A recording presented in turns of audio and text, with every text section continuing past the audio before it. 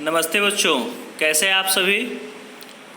अब चलिए हम लोग देखते हैं कि हाउस, ड्रेन्स एंड स्ट्रीट की क्या स्पेशल फीचर्स थी इंडस वैली सिविलाइजेशन में, सिंधु घाटी सभ्यता में। तो जनरली अगर देखा जाए तो हाउसेस वेयर आइदर 1 और 2 storage high with rooms built around a court yard. घरें जो होती थी यहाँ पे वो लगभग 1 या 2 महले की बिल्डिंग होती थी और उसकी चारों तरफ रूम बनी हुई होती थी और बीच में आंगन होता था। So most houses had a separate bathing area and some had well to supply water. और लगभग सभी घरों में बाथिंग एरिया अलग से बना हुआ होता था और यहाँ तक कि वाटर सप्लाई के लिए कुएं की समुचित व्यवस्था की गई थी। Many of these cities had covered drains। बहुत सारे सिटीज़ में जो ये नालियाँ थी वो ढकी हुई मिली है। इससे पता चलता है कि आज के समय में हम लोग जिस तरीके से नालियाँ ढककर बना रहे हैं, ये जो टेक्नोलॉजी है ये बहुत पहले ही डेवलप हो चुका था भारत में।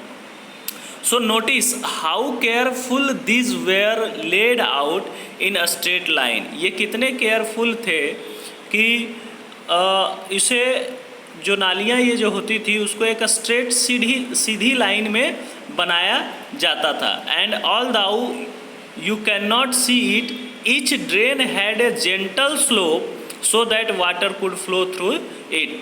यानी कि उस समय कैसी टेक्नोलॉजी थी कि पानी को एक निश्चित दिशा में बहाने के लिए बहुत ही जेंटल स्लोप, यानी कह सकते हैं कि बहुत ही थोड़ी हल्की सी ढलान उसमें बनाई जाती थी जिससे कि पानी आसानी से आगे की ओर निकलते रहे। Very often drains in houses were connected to those on the street. अब ये जो हाउसेस में जो ड्रेन्स होती थी वो स्ट्रीट के ड्रेन से मिली हुई होती थी। एज दे आर बिगर, और वो जो नालियाँ होती थी स्ट्रीट की वो काफ़ी बड़ी नालियाँ होती थी और फिर ये बड़ी नालियाँ बाहर निकलकर नदी या नाले में इसको जोड़ दिया जाता था। As the drains were covered, inspection hole were provided at interval to clean them. आज भी हम लोग देखते हैं बड़े बड़े शहरों में कवर्ड नाले होते हैं और बीच बीच में जहाँ तक मेन होल खोल दिया जाता है, तो सेम उसी तरीके से इंस्पेक्शन होल उस समय भी खोल दिया जाता था। जगह जगह पे मेन होल बनाए जाते थे जिससे कि नालियों की साफ़ सफाई की जाए, देखभाल किया जाए। All 3 houses, drains and street wear probably planned and built at the same time. आज हम लोग देखते हैं कि शहरों के हालात काफ़ी ख़राब है, लेकिन उस समय अगर शहर डेवलप हुए थे तो काफ़ी बेहतरीन योजनाबद्ध तरीके से डेवलप हुए थे। यहाँ इस पिक्चर में देखिए कुछ पार्ट दिया हुआ है जिसमें नालियों का भी दिखाया गया है, कुओं का दिखाया गया है ना, सड़क और उसमें बना नाला एवं एक कुआं है। यहाँ पे कुछ मुहरे को दिखाया गया है जो उस समय सील के रूप में यूज़ किया जाता था, है ना। विद्वान इसे पढ़ने की कोशिश कर रहे हैं लेकिन अभी तक इसे पूरी सफलता नहीं मिल पाई है। सो अब लाइफ देखते हैं इनका कैसा था। तो Harappa city was a very busy place. काफ़ी कह सकते हैं बिजी एरिया था, काफ़ी बड़ी हलचल होती थी यहाँ पे। There were people who planned the construction of special building in the city. तो लोग जो थे वो प्लान करते थे कंस्ट्रक्शन का, जो स्पेशल बिल्डिंग सिटीज़ में बनाए जाते थे उसका कंस्ट्रक्शन की प्लानिंग की जाती थी। And this were probably the rulers, और लगभग ये संभवतः कहा जा सकता है कि ये वहाँ के शासक, वहाँ के राजा का बिल्डिंग होता था। It is likely that the ruler sent people to distant land to get metal precious stone. ऐसा देखा जाता है कि शासक जो होते थे लोगों को दूर दूर तक भेजा करते थे, या इसलिए कि धातु, बहुमूल्य पत्थर और वहाँ के अन्य चीज़ों को मंगवाया जा सके। So they may have kept the most valuable object such as ornament of gold and silver or beautiful beads for themselves, and there were scribes, people who knew how to write, who helped prepare the seal and perhaps wrote on other material that have not survived. तो शासक लोग जो थे वो मनकों और सोने चांदी के आभूषण जैसे कीमती चीज़ों को अपने पास रखते थे। इन नगरों में लिपिक भी होता था, जो मुहरों पर तो लिखते ही थे और शायद अन्य चीज़ों पर लिखते होंगे जो आज बच नहीं पाई है। इसके अलावा besides there were men and women craftsperson making all kinds of things either in their own homes or in special workshop। यहाँ स्त्री पुरुष दोनों शिल्पकार होते थे जो अपने घरों में या फिर किसी उद्योग धंधों में उद्योग स्थल पे अलग अलग तरह की चीज़ें बनाते होंगे। लंबी यात्राएं भी करते थे either in their home or in a special workshop। People were traveling to distant lands or returning with raw material and perhaps stories। बड़े लंबे यात्रा पे ये जाते थे और जब ये वहाँ से लौटते थे तो फिर इनके साथ रॉ मटेरियल्स होता था, शायद जो उपयोगी वस्तु लाते थे सुदूर देश से, किस्से कहानियाँ भी लाते थे, मिट्टी से बने खिलौने भी मिले हैं जिससे इस समय बच्चे खेलते थे। इसका मतलब है कि उस समय लोग मिट्टी से बने खिलौने से खेला करते थे। तो ये सील है और ये नालियों का, सड़कों का और फिर कुओं का पिक्चर दिया हुआ है। अब यहाँ पे बात करते हैं न्यू क्राफ्ट्स इन सिटीज़ की, कि क्या क्या उस समय सिटीज़ में बनाया जाता था। तो let us look at some of the object that were made and found in Harappa city. देखिए ये सब ऑर्नामेंट्स टाइप का जो मिला है। So most of the things that have been found by archaeologist are made of a stone. Maximum चीज़ जो archaeologist ने फाइंड आउट किया है वो क्या है? स्टोन है। Shell and metal including copper, bronze, gold and silver. इसमें कॉपर है, ब्रॉन्ज है, गोल्ड है, सिल्वर का बना हुआ ये सारी चीज़ें भी मिली है। Copper and bronze were used to make tools, weapons, ornaments and vessels. तो ये जो चीज़ें हैं जो खास करके कॉपर और सिल्वर की बनी होती थी, तो इसमें औजार, हथियार, गहने और बर्तन बनाए जाते थे। और सोने और चांदी से गहने और बर्तन बनाए जाते थे स्पेशली। यहाँ मिली सबसे आकर्षक वस्तुओं में मन के बाट और फलक हैं। मन के बीड्स, वेट यानी कि तौलने वाला सामान, और फलक यानी कि ब्लेड्स मिले। The Harappans also made seal of a stone. पत्थर का भी यहाँ पे सील बनाया जाता था। They are generally rectangular. See illustration, इस चीज़ को आप देख सकते हैं पेज नंबर 27 में। And usually have an animal craft on it, और उस पर एनिमल का चित्र बनाया जाता था। The Harappan also made pots with beautiful black design such as on, जो कि चैप्टर पेज नंबर 6 में दिखाया गया है। ये बर्तन भी बनाते थे ब्लैक डिजाइन का। Cotton was probably grow at Mehrgarh from 7000 year ago. अब 7000 साल पहले की बात है, मेहरगढ़ में कपास की भी खेती होती है, इसका भी साक्ष्य मिला है। मोहनजोदड़ो के कपड़ों के टुकड़ों के अवशेष, चांदी के एक फूलदान के ढक्कन तथा कुछ अन्य तांबों की वस्तुओं से चिपके हुए मिले हैं। यानी actually pieces of cloths were found attached to the lead of a silver base and some copper subject at Mohenjodaro. तो जिससे पता चलता है कि इस समय कपास का भी यूज़ होता था। Archaeologist have also found spindle halls made of terracotta and fence.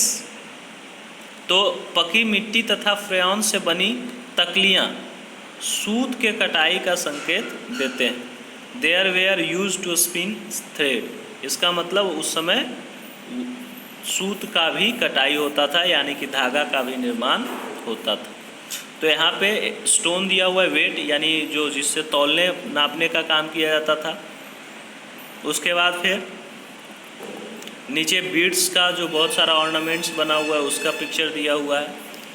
फिर ये आप जो बॉटम साइड में देख रहे हैं ये जो पिक्चर है, ये पिक्चर एक इम्पॉर्टेंट मैन का है जो मोहनजोदड़ो में फाउंड किया गया है, और वो एम्ब्रॉयडर्ड गारमेंट्स पहने हुए हैं, यानी कि कोई ये प्रमुख व्यक्ति रहा होगा जिसकी यहाँ पे पिक्चर दी गई है। अब देखें तो कहता है many of this things were produce were probably at the work of a specialist. Maximum जो वर्क है, बहुत सारे जो काम है, अधिकांश काम वो जो किया गया है लगभग एक विशेषज्ञ के द्वारा किया गया, स्पेशलिस्ट के द्वारा किया गया, क्योंकि स्पेशलिस्ट ही वो पर्सन होता है who is trained to do only one kind of work, जो केवल एक ही तरीके का काम करता है और बेहतरीन तरीके से करता है। For example cutting stone, polishing weights और कार्विंग सील्स। ये जो कार्य है पत्थर तराशने का, मनके चमकाने का, फिर मुहरों की पच्चीकारी करने का, ये कोई स्पेशलिस्ट ही कर सकता है। जैसा कि पेज नंबर 28 में दिखाया गया है, how well the face is carved and how carefully the beards in show. चेहरे और दाढ़ियों को कितने अच्छे तरीके से उस मूर्ति में निकाला गया है। This must have been the work of an expert craft person. ये कोई साधारण व्यक्ति का काम नहीं है, ये एक एक्सपर्ट ही कर सकता है। Not everybody could one been a specialist, और हर एक व्यक्ति स्पेशलिस्ट भी नहीं हो सकता है, विशेषज्ञ भी नहीं हो सकता है। So we do not know whether only men were specialist और ओनली वीमेन वेयर स्पेशलिस्ट। अब यहाँ पे ये कहना कि मेन ही स्पेशलिस्ट थे या वीमेन ही स्पेशलिस्ट थे, तो इसके बारे में कोई जानकारी नहीं है। परहैप्स, पर शायद women and men may have been specialist, कुछ महिलाएं और कुछ पुरुष भी इसमें स्पेशलिस्ट के रूप में काम करते थे।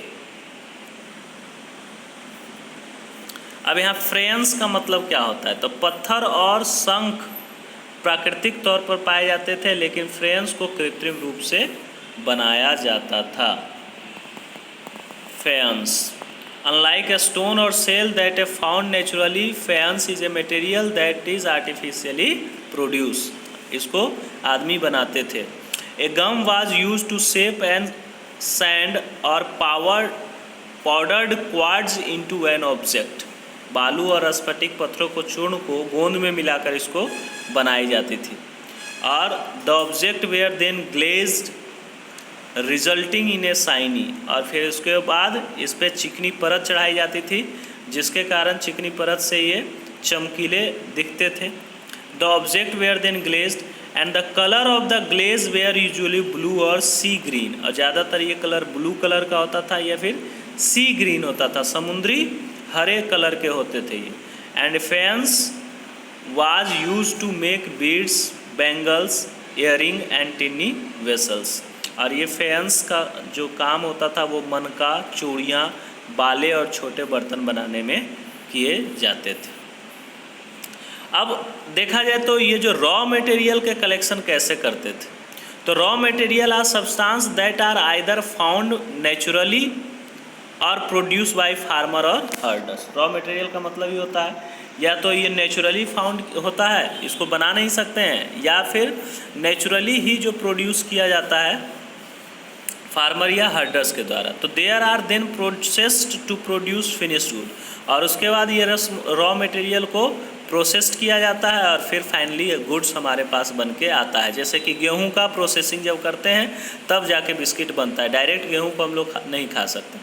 So for example cotton produce by farmer, it is a raw material. Cotton raw material है, और जब बाद में इसकी धागे बनाई जाती है, धागे से कपड़े बनाए जाते हैं, तो कपड़ा जो हो गया वो हमारे लिए फिनिशिंग गुड्स हो गया। फिनिशिंग गुड्स के रूप में हमें क्या मिला, कपड़ा। रॉ मटेरियल क्या था, cotton.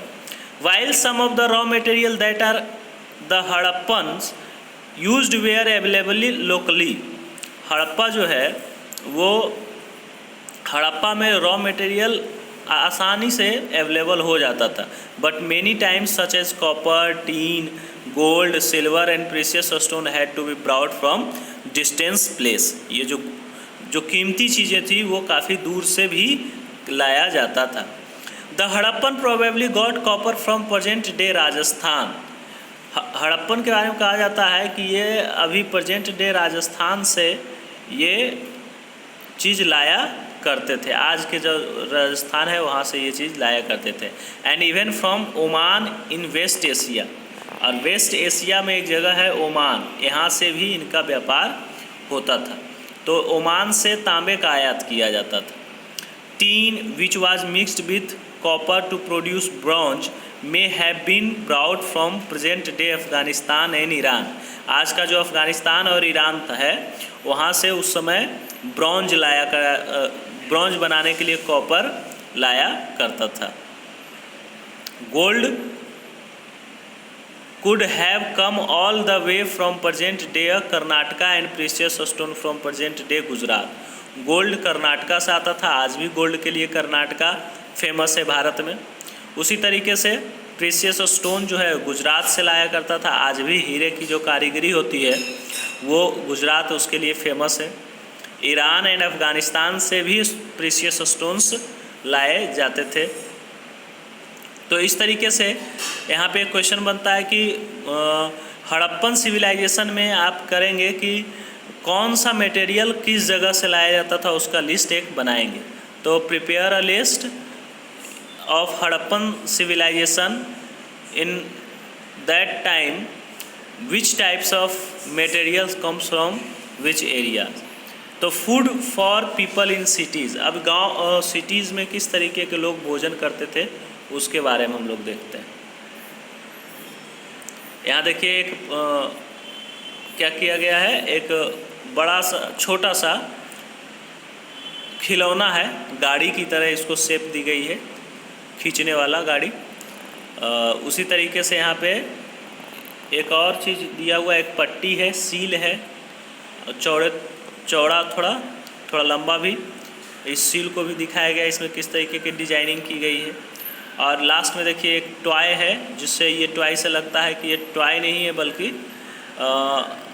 खेत जोतने वाला जो हम लोग हल देखते हैं, कुछ इसी तरीके का डिजाइनिंग है इसका। तो खेलने वाला कह सकते हैं ये हल है। और इससे पता चलता है कि इस समय का इस तरीके का कोई मटेरियल उस समय हुआ करता था।